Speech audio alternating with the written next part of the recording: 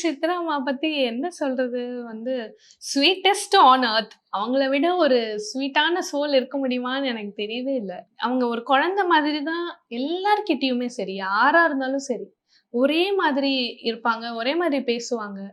எப்படி இவங்களால முடியுது அப்படின்னு நாங்களே அப்பப்போ வந்து எப்படி இவங்க இப்படி இருக்காங்க? சின்ன ஒரு குழந்தையா இருந்தா கூட, இந்த இடத்துல இப்படி இத மட்டும் கரெக்ட் பண்ணிக்கோ அப்படின்னு டேக்கு முன்னாடி கூட கரெக்ட் பண்ணுவாங்க.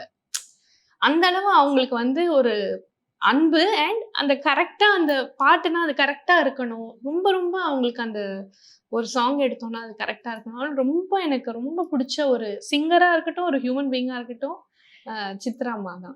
இப்போ நம்ம சிங்கர்ஸ் பத்தி பேசும்போது, இப்போ சித்ரா அம்மா, ஸ்வேதா மேம் எல்லாமே அவங்களுக்கு நீங்க அனலைஸ் பண்ணுவீங்களா மேம்? அவங்க வாய்ஸ் இந்த பாட்டுல அவங்க இப்படி பண்ணியிருக்காங்க. டெஃபினட்டா எல்லாமே பார்க்கணும். இப்ப நம்ம ஒரு சாங் எடுக்கும்போது அதுதான் என்னோட வேலை என்னன்னா அதுல, அந்த சிங்கர் அது எந்த ஒரு ஒரு இதுல குடுத்துருக்காங்க, ஒரு என்ன எக்ஸ்பிரஷன்ஸ் இருக்கு, இதெல்லாம் தான் நம்மளால புரிஞ்சுக்க முடியும். ஸோ இப்ப திடீர்னு ஒரு கண்டஸ்டன்ட் வராங்கன்னு சொன்னா, அவங்களுக்கு இந்த அளவு அதோட டீடைல்ஸ் நுணுக்கம் தெரியாது.